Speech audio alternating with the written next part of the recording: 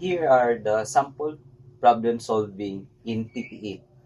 So our problem is a 24-volt solar system consists of four 300 watts solar panel, each with a voltage of 36 volts and current output of 8.3 amps. So our problem, if the panels are wired in parallel, determine the total current output of the array. What should be the minimum charge controller rating in amps to handle the system safely? So our given is I panel equals to 8.3 amps, number of panels is 4, and the safety factor is 1.25. So our solution is I total equals to I panel multiplied by number of panels, which 8.3 amps times 4. So our I total equals to 33.2 amps.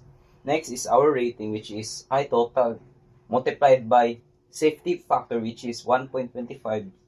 So equals to 33.2 times 1.25. So our rating is 41.5 amps.